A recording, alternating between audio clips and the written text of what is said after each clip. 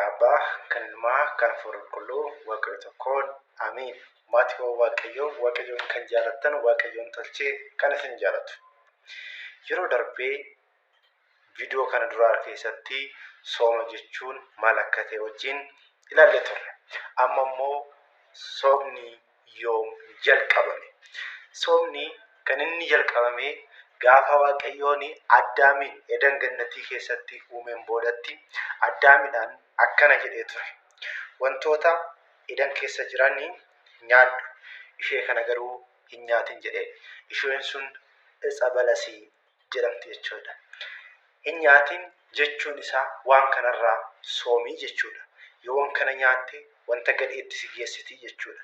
Kanaaf kiristaanonni wanti soomuuf jechuudha. Soomni gaafuma Addaam jalqaba Eden Gannatii yeroo galetti akka uumamte beekuu qabna kiristaanota. Garuu immoo kaakuu haaraa keessatti gooftaan keenya Iyyasuus Kiristoos fayyisaan keenya, jiraachaan keenya, alfaa oomeegaan keenya, abbaan keenya Iyyasuus Kiristoos hojii kamiyyuu osoo hin eegalin dura hojii isaa jalqabaa soomaan jalqabe. Eessatti yoo jettan immoo iddoo gadaamii deemuudhaan akka soome wangeela Maatiyos boqonnaa 4 lakkoofsa 2 irratti nuuf kaa'amee jira jechuudha. Kanaaf soomuu jechuun of gadi qabu, of gadi deebisuu, yeroo kaan caala waaqayyootti dhiyaachuu akka ta'e gooftaa keenya rumaa fayyisaa keenya irraa madaanii alamii irraa Amaanu'eel irraa barannee jechuudha. Luqaas boqonnaa 6 lakkoofsa 21 irratti akkana jedha. Gammadaa isin amma kan beeloftan quufuudhaaf jirtu jedha.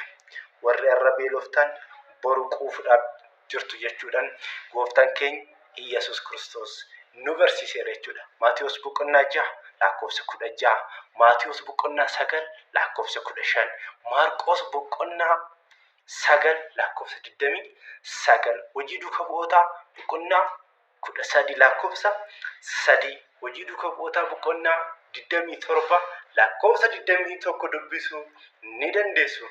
Kiristaanota caqasa bichaa beekuun nu bu'aan qaba. Ittiin jiraachaa jirra waan ta'eef jechuudha. Kiristaanonni garuu akkamitti soomuu qabna kan jedhu immoo waan soomneef firii argachuu qabna.